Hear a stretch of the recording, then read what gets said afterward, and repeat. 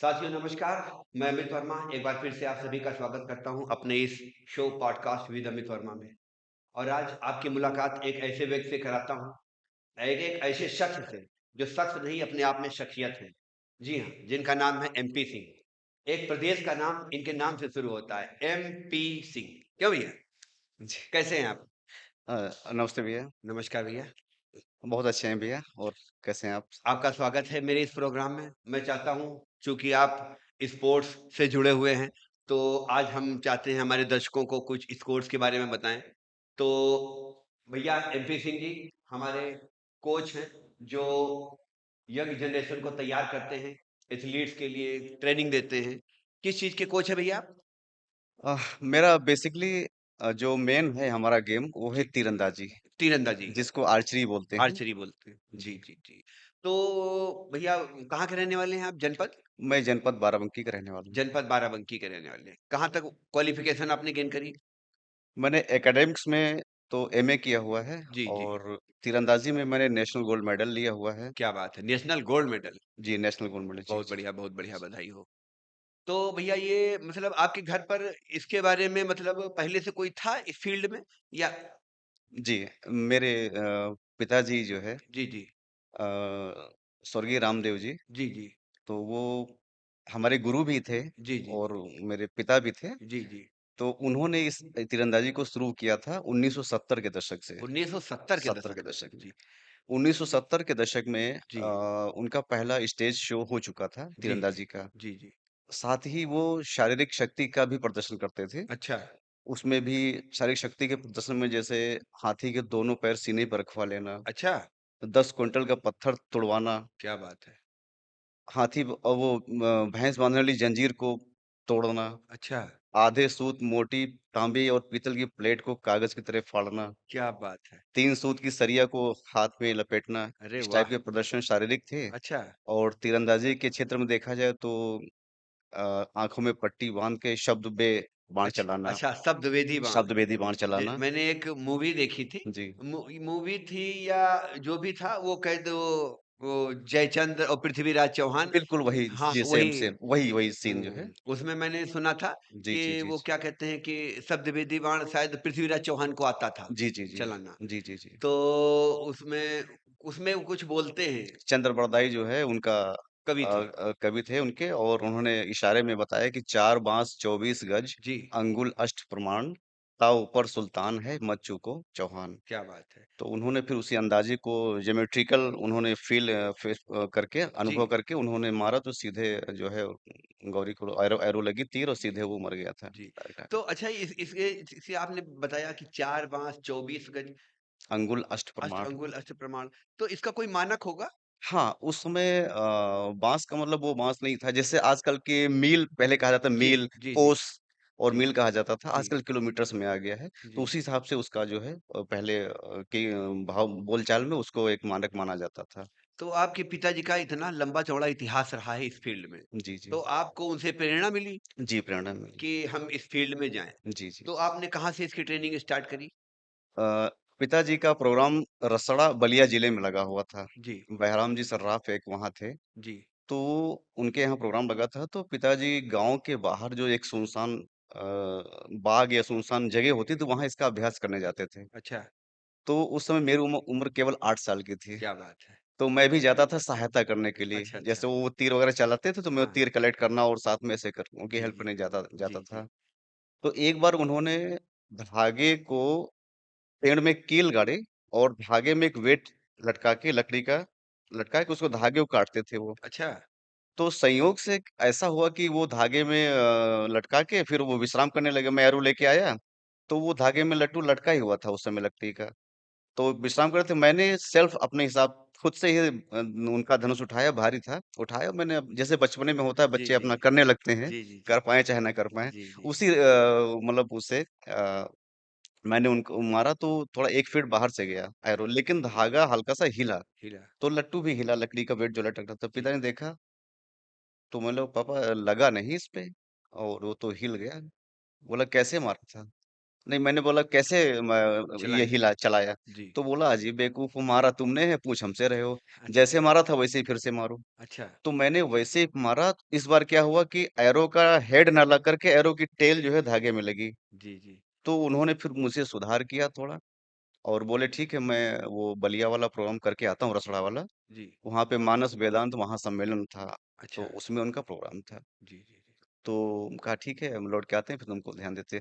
उन्होंने फिर सही मतलब ढंग से मुझको स्टैंस खड़े होने का तरीका और पकड़ने का तरीका एरो के जी, जी, और बो की जो ज्योमेट्री होती है वो समझाना धीरे धीरे शुरू किया। मेडिटेशन, ध्यान, एक्सरसाइज, जी, पुशअप्स वगैरह सब शुरू किया धीरे धीरे जी। करके। तो मेरा पहला प्रदर्शन हमारे यहाँ शाहपुर गांव में एक हनुमान जी का जो है मंदिर बना है बहुत बड़ा सा। जी, जी। तो उसका उद्घाटन था और सन मुझे ठीक से याद नहीं लेकिन ये तकरीबन बहुत पहले की बात। उस समय मेरी अवस्था 11 साल की थी। जी, जी, जी। तो ये सन 85-86 की बात है। जी, जी, तो जी। वहाँ पे पिताजी का प्रोग्राम था उसमें। तो पिताजी ने अचानक ही मैं इतना छोटा था कि मैं अपनी माँ जी की गोद में बैठ करके मैं प्रोग्राम देख रहा था। स्टेज के नीचे मम्मी बैठी थी, प्रोग्राम अच्छा, मैं देख रहा था। अच्छा। मैं सो भी रहा था, रात का प्रोग्राम जी, था। जी। पिताजी ने अचानक से अनाउंस कर दिया कि अब महेंद्र प्रताप जी आपको अपनी धनुर्विद्या कला का प्रदर्शन दिखाएँगे। क्या बात है! तो मेरे तो बिल्कुल हाथों फूल गए कि इतनी बड़ी मतलब जनसभा में लाखों की जनसभा थी। जी। पारसमणि जी जो वो थे वो सब लोग महाराज जी सब लोग आए हुए थे उस जी, समय। जी, जो शंकराचार्य वगैरह जी थे। जी। तो मुझे थोड़ा नर्वसनेस फील हुई। मैं गया स्टेज पे। पहले तो मना किया फिर पिताजी ने कहा नहीं आप आओ, चलाओ कोई दिक्कत बात नहीं। तो फिर वहाँ मैंने किया लेकिन थोड़ा डर-डर के हिसाब से किया। जी, जी। लेकिन जैसे परसेंटेज में देखा जाए तो मेरा 100 में से 60% प्रोग्राम सफल रहा। सफल रहा। तो उसके बाद से फिर मेरे प्रोग्राम स्टेज शो के होने लगे। मेरा डर भी और अंदर से धीरे-धीरे दूर होता रहा। फिर मैं होते करते फिर मैं पारंपरिक धनुर्विद्या सीख गया जी। और शारीरिक शक्ति के प्रदर्शन भी मैं करने लग गया अच्छा, बहुत बढ़िया। अपने जी, लेवल जी, पे। जी, जी। लेकिन पिताजी ने फिर कहा शारीरिक शक्ति के प्रदर्शन ठीक नहीं है क्योंकि उसमें अपोनेंट भी रहता है और अपोनेंट अगर आपका कभी जो है जो सामने खड़ा होकर आपको हेल्प कर रहा है अगर वो कहीं गलती कर दे या कुछ हो जाए जी। जैसे भाले की नोक जी, जी, गले में जी। लगाना और पीछे उसके सरिया लगाना 3 सूत की अच्छा, और 10-12 फीट की और सरिया का एक सिरा आगे दीवार में लगाना फिर आगे चलते जाना और सरिया यू आकार में मुड़ जाना इस सब टाइप के प्रोग्राम थे रिस्की थे। रिस्की थे और जी। हृदय और नाड़ी की गति को भी रोक देना ये सब रिस्की थे। तो पिता ने कहा इसको मैं भी तुम ड्रॉप कर दो हाँ। और जमाने के हिसाब से भी ठीक नहीं है और ठीक नहीं है। जी, मैं जी। तो कर कोई लिया दुर्घटना भी हो वो सकती दुर्घटना है। घट सकती। तो फिर तीरंदाजी के क्षेत्र में फिर इस प्रकार के मेरे प्रदर्शन बेनी बाबूजी के भी मैंने माला पहनाया है। अच्छा, अच्छा। राकेश भैया को भी माला पहनाया है जी, जी। और अ, बहुत सारे आईएएस और आईपीएस अफसर और जी। ऐसे अधिकारियों को फिर मैंने तीर से माला पहनाया। अच्छा, मेरे प्रदर्शन हुए, तीर से माला तीर से पहनाया। माला क्या पहनाया। बात जी, है भाई, जी। वाह! तीर से माला पहनाया, जी, बहुत तीर बढ़िया, द्वारा बहुत बढ़िया। माल्यार्पण किया और यहाँ अच्छा, तक कि डीजीपी रिटायर्ड डीजीपी साहब हैं प्रकाश सिंह जी, अच्छा, उनको तो पिताजी ने माल्यार्पण किया था। अच्छा। अवध नारायण सिंह जी आईजी साहब थे। जी, फिर जी। अखिलेश मल्होत्रा जी हमारे आईपीएस ये थे अपने बाराबंकी जी, के जो जी। एसपी थे। जी। ऐसे अनेकों लोग हैं। ब्रजलाल साहब जो जी, जी। डीजीपी रह चुके थे डीजीपी अभी। रह चुके जी, हैं, जी। उनको भी माला पहनाया और एसके सिंह शैलेंद्र सर जो थे हमारे उनको माला जी, पहनाया। जी। फिर अभी योगेश्वर राम मिश्रा जी हमारे जो रिटायर्ड अपनी ये बस्ती से हुए हैं कमिश्नर, जी, जी। उनके सामने प्रदर्शन हुआ। इस तरीके से लोकल में प्रदर्शन जब होता रहा तो फिर 1989 में हमारे यहाँ श्री निरोतीलाल गुप्त जी एक आईएएस थे डीएम जी, जी। डीएम साहब थे। तो पिताजी ने उनसे मिले और खेल निदेशक थे हमारे जमनलाल शर्मा जी। जी, जी। बहुत पहले की बात है सर ये। जी। 90 के दशक की। तो जमनलाल शर्मा जी और निदेशक और हमारे जो डीएम साहब थे उन्होंने कहा बच्चा टैलेंटेड है। इसको तीरंदाजी की ये पारंपरिक तीरंदाजी कर रहा है। जी, इसको जी। मॉडर्न तीरंदाजी में इसको पारंगत उतारना लाया चाहिए। जाए। जी, जी, जी। तो उस समय सर इसकी कॉस्ट बहुत थी। लगभग उस टाइम पे लगभग 1.5 से 2 लाख रुपए का धनुष आया करता था 90 के दशक में। जी, जी, जी। तो यहाँ बियर कर पाना मुश्किल था। जी। तो इसके सेंटर पटियाला में था और दिल्ली में था। पटियाला और भारतीय दिल्ली। खेल प्राधिकरण, जी, जी। Sports authority of India. जी, जी। तो फिर वहाँ उस समय सिलेक्शन ट्रायल चल ही रहा था। तो इन लोगों की लिखा-पढ़ी से मेरा वहाँ पे गए और मैं 4 बार वहाँ पे स्क्रीनिंग हुई। जी। ऑल इंडिया से लगभग 250 ऐसे बच्चे आए थे। उनमें से 39 फाइनली सिलेक्ट हुए थे। जी, तो जी। उस समय उत्तर प्रदेश से मैं अकेला ही सिलेक्ट हुआ था। अच्छा, पूरी यूपी से मैं अकेला सिलेक्ट क्या हुआ। बात है! तो बहुत-बहुत बधाई। ये 1989 की बात है, जी, जी। जनवरी। जी, तब जी। से सर मेरा मॉडर्न आर्चरी में फिर ट्रेनिंग शुरू हुई जी, जी, और जी। जिसके बाद मैंने मॉडर्न आर्चरी सीखी। फिर वहाँ पे रशियन कोच भी थे, इंडियन कोच भी थे, सबसे जी। सीखते-सीखते फिर मेरा पहला अखिल भारतीय प्रतियोगिता थी कलकत्ता में। अच्छा, अच्छा। 7 जनवरी कलकत्ता में थी जी, 1991 में। वहाँ 91 मैंने में। 2 मेडल लिए यूपी की तरफ से, अच्छा, 2 मेडल मिले 2 आपको। मेडल मिले। जी, जी। उसके बाद फिर हैदराबाद, फिर उड़ीसा, बहुत सारे मैंने ऐसे 10-11 नेशनल खेले। जी, जी। फिर उसके बाद सन 2000 में मैंने एनआईएस किया, पटियाला कलकत्ता से। कलकत्ता वो से। भी केंद्र सरकार का वो होता है। जी, जी, जी। उसको करने के बाद ही ऑथेंटिक वे में आप कोचिंग दे सकते हैं। जी, जी, जी। वो विषय विशेषज्ञ कहा जाता है। जैसे NIS with kabaddi, NIS with cricket, NIS with archery, NIS तो एनआईएस एक होता है सारे गेम्स उसमें। केंद्र सरकार का एक स्पेसिफिक वो प्रोग्राम होता है। जी, जी, जी। और जो पीटीआई वगैरह हमारे होते हैं, पीईटी वगैरह होते हैं, वो बीएड या बीपीएड एमपीएड करते हैं, लेकिन जी। जो विषय विशेषज्ञ होते हैं वो एनआईएस करते हैं। जी, जी, जी। तो सर मैंने फिर वो एनआईएस किया सन 2000 में। जी, जी। उसके बाद से फिर मैं खेल निदेशालय में एज ए कोच एडहॉक पे रहा जी। और भारतीय सैन्य academy IMA Indian military academy अच्छा, देहरादून, देहरादून। वहाँ भी मैंने 4 साल अच्छा, आर्चरी की कोचिंग दी है। वहाँ पर भी ट्रेनिंग दी जी, है। जी, जी। उसके बाद फिर निदेशालय में रहा। फिर उसके बाद फिर अभी एडहॉक पे था तो फिर सोनभद्र, बाराबंकी मैंने 2016 तक किया, 2000 से 2016 तक, जी, जहाँ से जी। बच्चे काफी आगे निकले, टैलेंट निकले। अच्छा, जी, जी, जी। आर्मी वगैरह में बच्चे गए और जी, रेलवे में गए जी। और अपने और अन्य सशस्त्र बलों में अ सेवा में रहे। अच्छा, और अच्छा। बहुत मेरे ख्याल से 100 150 के आसपास बच्चे जो है नेशनल लेवल और इंटरनेशनल पे प्ले खेल किए चुके हैं। खेले हैं। उसके बाद जब मुझे बाहर भेजा सोनभद्र, मिर्ज़ापुर, गोरखपुर वगैरह, तो फिर घर का मैं चूँकि अकेला बंदा था जी, और इधर माँ-बाप भी अवस्था उनकी हो चुकी थी, जी। तो उनकी केयर ठीक से नहीं हो पाती थी। जी, जी। तो मैं चाह रहा था कि मेरा ट्रांसफ़र लखनऊ हो जाए, जी, जी। बट स्टेडियम की कुछ व्यवस्था रही होगी जी। या जगह नहीं रही, जो भी हो मैं नहीं हुआ। तो अभी मैंने फ़िलहाल अपने आप को ड्रॉप कर लिया था वहाँ से। जी, जी। जी, तो अब आप लखनऊ में ही ट्रेनिंग देते हैं। अब हम लखनऊ में ही आ गए हैं, सेटल हो गए हैं। उत्तर प्रदेश में कितनी स्पोर्ट्स अकेडमी है लगभग? स्पोर्ट्स अकेडमी देखा जाए तो हमारे पास 3 स्पोर्ट्स कॉलेज हैं। 3 स्पोर्ट्स हाँ, कॉलेज। गुरु गोविंद सिंह स्पोर्ट्स कॉलेज आपका ये लखनऊ लखनऊ में, और ये आपका गोरखपुर में गोरखपुर और में, इटावा में, सैफई इटावा में। से और स्पोर्ट्स हॉस्टल हर एक गेम के बहुत सारे हैं। Sports hostel. हॉस्टल्स बहुत सारे हैं अलग-अलग गेम के, अलग-अलग गेम्स के अलग-अलग हॉस्टल, लेकिन हॉस्टल्स हैं। कॉलेज की संख्या बहुत कम है। कॉलेज कम है अभी और ये मेरठ में खेल यूनिवर्सिटी बन रही है। खेल मतलब हाँ, हाँ, खेल जहाँ यूनिवर्सिटी। खेल यूनिवर्सिटी बन रही है मेरठ जी, में, जी, जी। उस पे काम चल रहा है। तो जो स्पोर्ट्स कॉलेज हैं, तो क्या उसमें मतलब एक स्पोर्ट की ट्रेनिंग दी जाती है, सारे स्पोर्ट्स की लगभग? अलग-अलग क्षेत्र में अलग-अलग एज ग्रुप के हिसाब से है। जैसे जी। लखनऊ में क्रिकेट, वॉलीबॉल, एथलेटिक्स, हॉकी वगैरह है। जी, जी। इसी तरह गोरखपुर में जिम्नास्टिक, वॉलीबॉल इस तरीके से मतलब अलग-अलग गेम को अलग-अलग एज कैटेगरी के हिसाब से डिवाइड किए डिवाइड रखा है। कर तो रखा है। आपका ये तीरंदाजी किस में आता है? हमारा अभी स्पोर्ट्स कॉलेज में नहीं है, हमारा स्पोर्ट्स हॉस्टल में है, हॉस्टल में, जिसका सोनभद्र में है, सोनभद्र में। रॉबर्ट्सगंज में तो क्या स्पोर्ट्स उत्तर हॉस्टल। प्रदेश में सिर्फ़ एक है? सोनभद्र, हाँ, अभी एक ही हॉस्टल है। एक ही है? काफ़ी कम है, इस पर तो मुझे लग रहा है सरकार को विचार करने की ज़रूरत है। जी, जी, जी। और चूँकि मैं विगत कई वर्षों से देख रहा हूँ कि हमारे देश के बच्चे काफ़ी मतलब आप जानते होंगे कि नेशनल, इंटरनेशनल लेवल पे अच्छा-अच्छा परफ़ॉर्म कर रहे हैं। अच्छा आप ये जैसे मान लिया आपने आपने बताया कि आप तीर से माला पहना देते थे। जी। तो क्या उसमें कुछ रिस्क नहीं रहता था कि कैसे क्या मेरी समझ में है कि आपने माला तीर पे रखा उसके बाद चला दिया और तो माला उनको पहना दिया तो उनको भी कुछ डर नहीं लगता था कि कहीं तीर लग न जाए कुछ? आपने बिल्कुल सही कहा, बहुत डर लगता था और जी, बहुत रिस्की काम था जी ये। बहुत रिस्की है। बहुत रिस्की काम है क्योंकि एरो सीधा सर के ऊपर से तकरीबन बस 4 से 6 इंच के दायरे से ही निकलता था। अच्छा, उस वक़्त अगर हवा आ जाए तेज़ या बंदा डर के मारे उठ जाए उठ जाए। या हमसे ही कुछ मिस्टेक हो जाए, नीचे जी, आ जाए तो जी, उसके यहाँ पे गर्दन पे कहीं भी लग सकता था। जी, जी। इसी का हम लोगों ने बहुत ही ज़्यादा अभ्यास किया था। अच्छा, पिताजी ने भी किया था और हमने भी बहुत अभ्यास किया था। जी, तो जी। आपकी दुआ से, आशीर्वाद से आज तक कभी ऊपर वाले के करम से अभी ऐसी कोई दुर्घटना नहीं हुआ अच्छी हुई बात नहीं। है।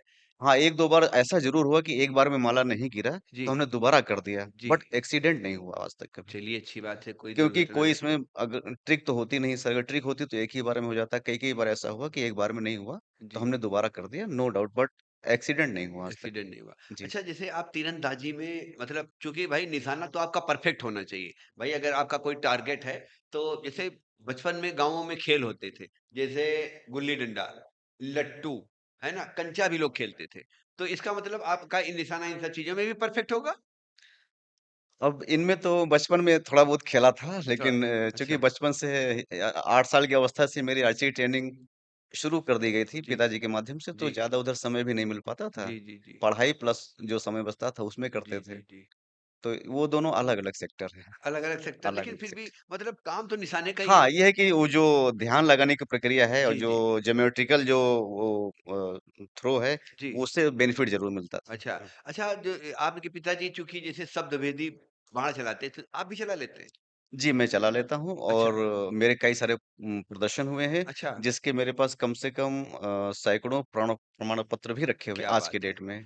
तो पेपरों में भी आया और सबरंग एक कार्यक्रम आता है दूरदर्शन से, जी। जिसमें मेरा प्रदर्शन भी हुआ था सबरंग अच्छा, अच्छा। कार्यक्रम में 2-3 तो बार। कहाँ-कहाँ पर ये प्रदर्शन होते हैं लगभग? लखनऊ में भी होते हैं? प्रदर्शन का अब तो नहीं हो रहा है, अब तो बस प्रतियोगिताएँ ही होती हैं। प्रतियोगिताएँ होती हैं। और आर्चरी जैसे कॉमन गेम होते हैं और जी, जी। वैसे आर्चरी भी है, भारत सरकार के द्वारा मान्यता प्राप्त है जी, और जी। ओलंपिक संघ के द्वारा भी मान्यता प्राप्त है ये। प्राप्त है। तो इसमें बच्चा अगर स्टार्ट करेगा तो उसका जी, करियर बहुत ब्राइट है। बहुत ब्राइट बहुत है। ब्राइट है, अगर वो बेसिक लेवल से शुरू करेगा, जी, तो वो पहले डिस्ट्रिक्ट खेलेगा। जी, अगर स्कूल की बात करें तो पहले इंटर स्कूल खेलेगा, जी। क्लस्टर्स खेलेगा, जी, जी, जी। उसके बाद फिर डिस्ट्रिक्ट खेलेगा, मंडल, स्टेट, नेशनल, फिर इंटरनेशनल, फिर होते-होते ओलंपिक तक जा सकता है, जी। अगर उसे थोड़ा ध्यान दे तो। अच्छा आप ये बताइए कि भैया कि जैसे इसमें बच्चा खेल रहा है, तो बच्चे मतलब डायरेक्ट हॉस्टल में रिक्रूट हों उसके बाद खेलें या कि कोई भी बच्चा आकर के मतलब आपसे इंडिविजुअल भी ट्रेनिंग ले ले उसके बाद स्टेट लेवल या डिस्ट्रिक्ट लेवल या नेशनल लेवल खेल सकता है? बिल्कुल खेल सकता है। हॉस्टल में तो एक मानक होता है, मानक टेस्ट होता है। जी, जी। बच्चा अंडर 16 होना चाहिए, जी, उसके जी। बाद वहाँ पे 5-6 प्रकार के फिजिकल टेस्ट होते हैं, अच्छा। प्लस आर्चरी का टेस्ट होता है। जी। जो टॉपर्स होते हैं, उनको लिया जाता है जी, जी, और जी। सीट भी 1-2 ही होती है, ज़्यादा होती नहीं है। सीट 1-2 हाँ, जो बच्चे पास आउट कर जाते हैं, जी, 1 जी। ही 2 सीट, क्योंकि फर्स्ट बैच में तो पूरा भरना रहता है, बट जी, बाद के बैचेज़ में जी। कम सीट्स रहती है, अगर बढ़ाई ना जाए तो 2-4 ही स खाली होती हैं। जी, जो जी। पास आउट हो गए या जो कहीं जॉब पा गए इस तरीके से, जी, तो जी। वहाँ कठिन होता है। बच्चा इसमें 8 साल की अवस्था से इंडिविजुअली सीख सकता है। सीख सकता हाँ, है। इंडिविजुअली सीख सकता है। अच्छा तो ये बच्चा इसमें रिक्रूट हुआ तो उसमें मतलब कोई चार्जेस वगैरह सरकार की तरफ से नहीं होते कि अगर कोई गेम खेलना है तो जैसे प्रदेश लेवल या नेशनल लेवल या डिस्ट्रिक्ट लेवल तो उसमें कोई चार्ज जमा करें उसके बाद फिर आप खेलें वगैरह ऐसा कुछ? स्टेडियम्स की जहाँ तक बात करें तो वहाँ बिल्कुल नॉमिनल से चार्ज है। अच्छा, 1.5 से 200 रुपए के बीच में सब पर मंथ, पर ईयर का पर है, ईयर पर ईयर का है। मतलब रहना नहीं, वो जो हॉस्टल अलग है। हॉस्टल हॉस्टल अलग फ्री रहता है। हॉस्टल फ्री रहता हॉस्टल है। फ्री रहता है। अच्छा, अच्छा ये चार्ज होते हाँ, हैं। नॉर्मल वे में अगर कोई प्रैक्टिस करना चाहे, जी, तो ये डिपेंड करता है कि कौन से स्टेडियम में किस खेल की सुविधा है। तो ये गेम के हिसाब जैसे स्विमिंग है उसका चार्ज ज़्यादा होगा, जी, आपका क्रिकेट है उसका भी चार्ज थोड़ा-सा होगा, अधिक जी, लॉन टेनिस उसका चार्ज अलग होगा। जी, जिसमें गेम के हिसाब से सरकार ने एक मानक बना दिया है। जी, जी, बाकी जो कॉमन गेम है, एथलेटिक्स है, जी, आर्चरी है या जो अपना ये अपना कबड्डी, खो-खो वगैरह, जी, जी, इनका इस समय तकरीबन ₹200 पर में ईयर सब हो जाता है। बढ़िया।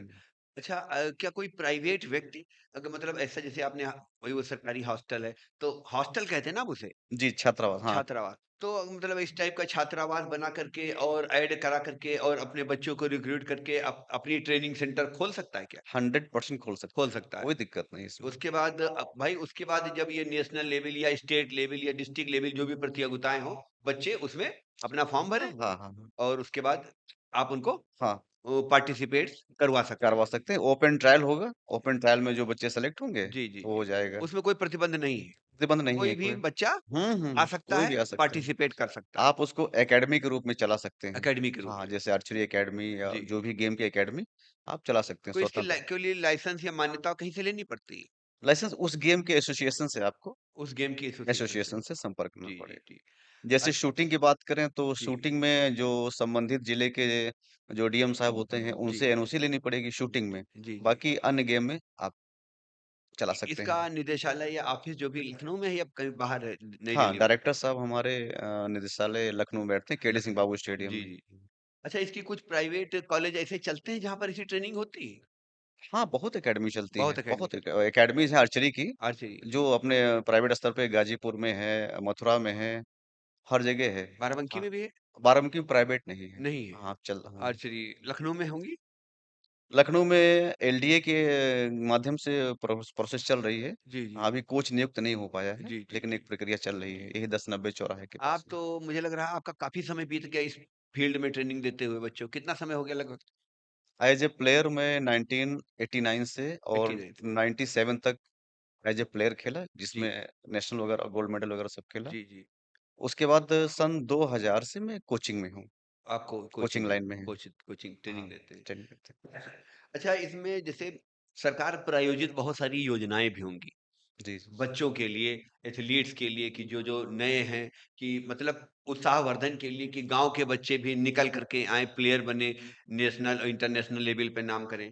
चूँकि कई सालों से मैंने देखा कि भाई चाइना है, यूएस है और रसिया है, इन देशों के प्लेयर होते हैं, ये गोल्ड मेडल, ब्रॉन्ज मेडल, ये मेडल, वो मेडल, तो ये पूरा भरा रहता है। हमारे देश के प्लेयरों की लिस्ट बड़ी कम रहती है, तो मुझे थोड़ा कम अच्छा लगता है। तो इसके लिए उत्साहवर्धन के लिए सरकार की कुछ योजनाएँ होंगी ताकि बच्चे आते होंगे?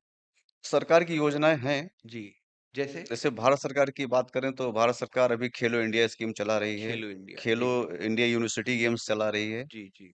और अंतर्राष्ट्रीय मेडल जीतने पे करोड़ों रुपए का इनाम भी उनको देती है, अच्छा।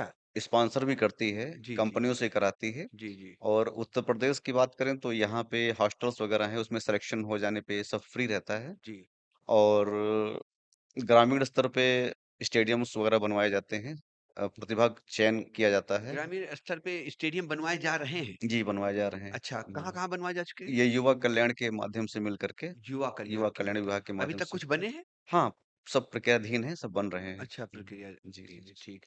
अच्छा और यूपी गवर्नमेंट ने आर्चरी के लिए अभी अच्छा किया है, यूपी पुलिस में पिछले साल इसको जोड़ दिया है। अच्छा, तो यूपी पुलिस में कई सारे बच्चे मतलब यूपी पुलिस के में जॉब बच्चे में आ चुके जो हैं। जॉब में हैं, हाँ, वो इसमें खेल सकते हैं। नहीं वो यूपी पुलिस में आर्चरी के माध्यम से जॉब पा गए हैं। अच्छा, कई यूपी सारे लड़के पुलिस में हैं आर्चरी के माध्यम से से जॉब पा गए जॉब पा यूपी गए हैं। पुलिस हाँ, में। यूपी पुलिस तो में। उनके लिए बहुत अच्छा रहा। हाँ, अच्छा हो गया है।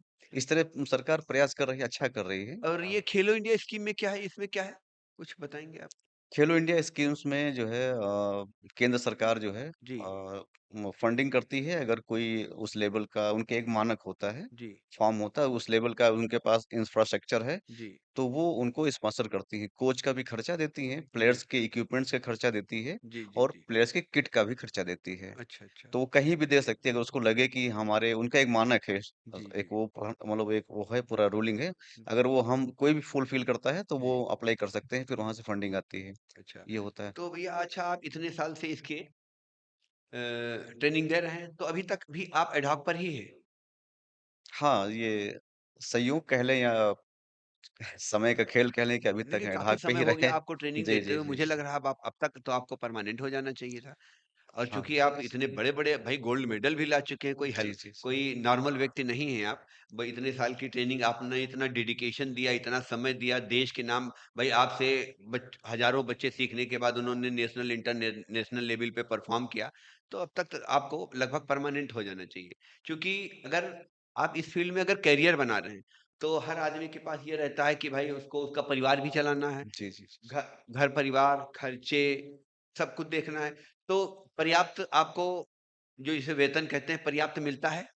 नहीं, इस चीज़ की समस्याएँ तो हमारे साथ रहीं। जी, मेरा भी मेरी तरफ से जो मानक होने चाहिए एनआईएस मेरे पास है, जी, बच्चे भी हैं, मेरे पास मेडल भी है, जी। सब कुछ है लेकिन दुर्भाग्य रहा कि मैं नहीं परमानेंट हुआ। आयोग की पोस्ट है ये, आयोग से होना चाहिए था। आयोग से होना चाहिए हाँ, था। हाँ, लेकिन नहीं हो पाया। मुझे इस बात का दुःख आज भी है हो सकता है इस क्योंकि आपकी इस दुःख, इस पीड़ा को कोई तो समझेगा कि भाई इतने साल आपने इस पे डेडिकेशन दिया और अभी तक ये आवाज़ आपकी कोई नहीं सुन पाया। अब किसी को क्या कहना अपने नसीब खेल कह सकते हैं, क्या कह सकते हैं, किसी को कुछ मैं कहना नहीं चाहता हूँ, बट ये जी, है कि ये चीज़ होनी चाहिए था। जब बिल्कुल। जब मैं उत्तर प्रदेश का कोई तीरंदाज नहीं था, जी, कोई तीरंदाजी का आर्चरी का ए नहीं था यूपी में, जी, तो मैं अपने खर्चे से अकेले जाता था क्या और बात जब मार्च पास्ट होता था, तो जी, हर एक स्टेट के झंडे के नीचे पीछे टीम खड़ी रहती थी जी, और मैं अकेले खड़ा होकर के यूपी का मान करता था। मेरे पास क्या बात है! और ऑफर भी आए, हरियाणा से आए, मेरे पास उड़ीसा से आए, कई जी, दिल्ली से, कई जगह से आए, क्योंकि परफॉर्मेंस अच्छा था जी। कि आप भाई मेरी टीम में आ जाओ तो हमारा मेडल आ जाएगा, आपको जो चाहोगे वो हम सुविधाएं आपको देंगे। अच्छा। लेकिन मैं यूपी को डेडिकेशन मेरे अंदर था, यूपी की तरफ में समर्पण था, इसलिए मैं कहीं नहीं गया दूसरे स्टेट में। जी, जी, और अब तो खैर एसोसिएशन हो गई है, जी, और कई सारे बच्चे, बहुत सारे हो गए, सैकड़ों हजारों बच्चे हो गए यूपी में। जी, अब तो काफी अच्छा बढ़ गया है, लेकिन एक टाइम ऐसा था जो कई कई बार तो मुझे अपने खुद के पैसे से होटल लेकर के रहना और खुद के पैसे से सब कुछ करना पड़ा। जी, जी। तो उस बात का जरूर है कि उस समय अगर हम कहीं मतलब किसी को कर कहीं दिए हो चले चलेगा मतलब तो उन लोगों आज के ऑफ़र एक्सेप्ट कर लेते? कम से कम ये ना होता कि लिवलीहुड की जो है चिंता तो नहीं रहती। आज जी, जी, जी, समस्या जो आपने कहा बहुत सही कहा आपने जी, कि एडाक को कितना मिलता है, सब 20-25 के आसपास ही रहता है कहीं जी। भी हो। जबकि मेरे हिसाब से तो भाई आपने जब इतना डेडिकेशन दिया, इतने साल से आप वर्क कर रहे हैं, तो परमानेंट हो जानी चाहिए और मुझे तो लगता है कि हो सकता है क्योंकि जब आर्चरी का ए नहीं था, तब आपने आईना दिखाया था कि देखिए मैं आर्चरी लेके बिल्कुल आया हूँ, सही उत्तर बात है। प्रदेश का आप बिल्कुल। प्रतिनिधित्व कर रहे थे। जी, जी, बिल्कुल, बिल्कुल सही बात। तो भैया जैसे आप इस पीड़ा से गुजर रहे हैं, तो ऐसे बहुत सारे लोग होंगे, जो अभी तक एडॉक पर होंगे? जी हाँ, बिल्कुल एडाक पे हैं, और निदेशालय की तरफ से उनको बस 25,000 रुपए एनआईएस को दिया जा रहा है, जी, और 20,000 रुपए स्टेट प्लेयर को दिया जा रहा है, और जी। 10,000 रुपए और जो है यूनिवर्सिटी प्लेयर को दिया जा रहा है। आप लोगों ने पूरी टीम के साथ कभी कभी कोई एप्लीकेशन कभी कोई रिक्वेस्ट किसी विभाग में मतलब आप अपने ही विभाग में कर सकते हैं तो कभी किसी से रिकमेंडेशन वगैरह कहीं नहीं की कि सब लोग मिलके एक साथ करें कई बार हुआ, जी कई बार प्रयास किया गया है। जी मैटर कोर्ट तक भी पहुंचा, लेकिन अभी तक कोई नतीजा कोर्ट में भी पहुंचा पहुंचा, लेकिन अभी नतीजा कुछ सार्थक परिणाम हुआ नहीं। खुद नहीं परिणाम हुआ हाँ, जी, जी, परिणाम लेकिन हो तो। सकता है देखिए देर है अंधेर नहीं है ऊपर वाले की नजर में हो सकता है कहीं और अभी तो नियुक्ति पहले हमारा खेल निदेशालय करता था, जी और अभी आउटसोर्सिंग एजेंसी को दे दिया गया है। अच्छा तो इस किस चीज की नियुक्ति कोच की कोच की नियुक्ति आउटसोर्सिंग डिपार्टमेंट अभी कर रहा है। कर रहा है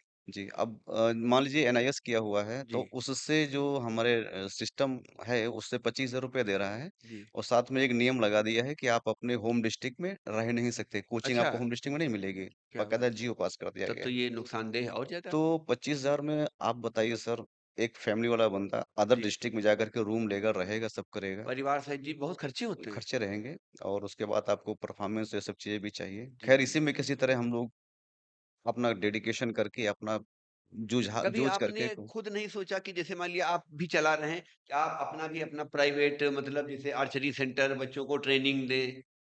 बहुत बार मैंने सोचा ये बात, जी, बहुत बार सोचा, और आपको बताएं कि परमानेंट हो जाने के आशय से, कि जी। आशा में हमने तो काफी समय बिता दिया कि हो जाएगा। जी, जी। उसी बीच में कई बार ऐसा है कि हम अपनी एकेडमी खोल लें, जी, जी। तो आपसे इनसे सबसे तालमेल बैठा कर अगर चलाएं तो बढ़िया चल जाएगी, और चल जी, भी जाएगी, जी। क्योंकि मुझे आज भी लोग जानते हैं भाई? जानते हैं, और कहीं भी आर्चरी की बात होती है, जी, तो मुझे बड़ा अच्छा लगता है कि जब कहीं भी बात होती है, यूपी के अंदर हो, कहीं भी हो, तो वो मेरा नाम रिकमेंड करते हैं लोगों के, आप एमपी सर से मिल लो जा करके, जी, तो जी। मैं चला सकता, लेकिन वही है कि प्रॉब्लम, मेरे पास कभी पूंजी इतनी नहीं रही कि मैं अपना एक सेंटर, या तो भाई खुद की जमीन होती जी, तो जी। कोई चिंता नहीं रहती, जिसको लेंगे उसको रेंट पर मंथ देना पड़ेगा, जी, जी, और जी। इसमें इक्विपमेंटल बेस्ड गेम है, तो कम से कम पहला इन्वेस्टमेंट 4 से 5 लाख रुपए का पहला बेसिक इन्वेस्टमेंट है, जी। जो कि उसमें भी विदेशी धनुष नहीं आएगा, इंडियन राउंड का धनुष भी आएगा। जी, जी, जी। तो ये कभी हो ही नहीं पाया, बिल्कुल ओपन सी बात, मेरे पे इतना पैसा कभी नहीं हो पाया कि जी, मैं उस एकेडमी को रन जी, जी। कर पाऊँ। कहते इसलिए हैं मैं कहते हैं कि जो होता है अच्छे के लिए होता है। अब जी, आप यहाँ आए बिल्कुल, हो सकता है कुछ अच्छा हो जाए।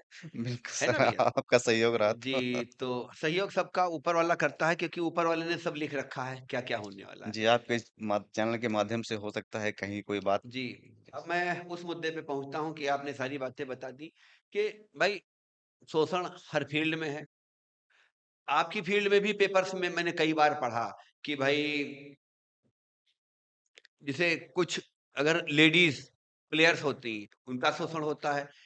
आपने पेपर में पढ़ा होगा कई कई जगह पर मैंने देखा कि अगर बॉक्सर हैं तो उनको वहाँ उनका लेडीज बॉक्सर का शोषण पहलवान हैं तो उनका शोषण बैडमिंटन में है लेडीज तो उनका शोषण इस पर आप क्या कहना चाहेंगे ऐसा होता है या सिर्फ पेपर वाले फर्जी निकाला करते हैं अब सर, पेपर तक अगर बात पहुँचती है तो अ, जाँच बैठाई जाती है, और जी जाँच होती है, जाँच रिपोर्ट जो आती है। जी, अब ये सब चीज़ें सर देखिए हो अगर ऐसी कोई एलिगेशन है तो वो कहीं फ़ील्ड में तो होना नहीं है। जी, जी, वो जी, कहीं न कहीं मतलब एक ऐसी फ़ील्ड ऐसी एरिया में होता है जहाँ पे ऐसा होने के चांस हो सकते हों। जी, जी, तो उस समय कुछ कहा नहीं जा सकता है। मतलब कुछ उसपे ऐसे हम प्रकाश कोई नहीं डाल सकता है।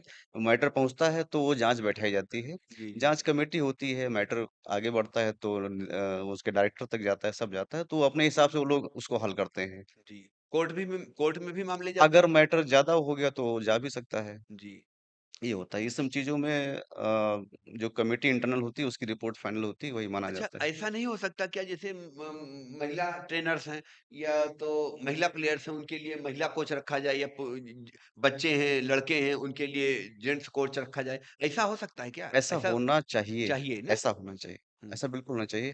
कुछ गेम्स तो ऐसे हैं जो बिल्कुल डुअल गेम्स हैं, जैसे आपका स्विमिंग हुआ, जी जिम्नास्टिक हुआ, जी जूडो हुआ, जी ऐसे गेम्स तो बिल्कुल डुअल गेम्स हैं। जी जी बिना बॉडी कॉन्टैक्ट के वो सिखाए ही नहीं जा सकते हैं। जी जी जी तो इनके लिए विभाग को या जहाँ एकेडमी है वहाँ मैनेजर उनके जो अध्यक्ष उनको या जी जो एसोसिएशन है, जो भी डायरेक्टर हैं, उनको सबको इस विषय में ज़रूर सोचना चाहिए। जरूर आपका सोचने पॉइंट की जरूरत बिल्कुल जेन्युइन है, है जी इस बारे में विचार उनको करना चाहिए जी, कि जी, जी। हाँ, जहाँ तक क्योंकि हो। भाई हर माँ-बाप अपने बच्चे को चाहते हैं कि खेलें, जी, जी, जी। देश के लिए खेलें। लेकिन अब जैसे गाँव से निकल के उन्होंने लखनऊ भेजा, शहर भेजा, यहाँ से दिल्ली भेजा, दिल्ली से मुंबई भेजा, फिर विदेश भेजा।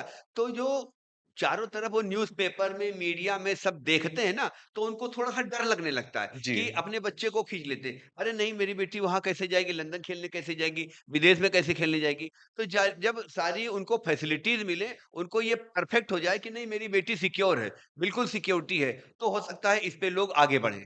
क्या कहते हैं आप? नहीं, बिल्कुल ऐसा हो आपका बिल्कुल पॉइंट जेन्युइन है जी। और महिला सुरक्षा सबसे प्रायोरिटी पे होना जी, चाहिए। जी, जी, जी। परफॉर्मेंस एक इस साल के बजाय अगले साल आ सकता है, बिल्कुल। लेकिन उनकी जो सिक्योरिटी उनकी व्यवस्था ज़रूर होनी चाहिए, जी, जी, जी। 100% होनी चाहिए। चलिए बहुत-बहुत धन्यवाद। जी, आपसे बातचीत करके बहुत अच्छा लगा। आप हैं हमारे भैया एमपी सिंह और हम फिर मिलते रहेंगे आपसे अगले एपिसोड में। तब तक के लिए नमस्कार। जय हिंद।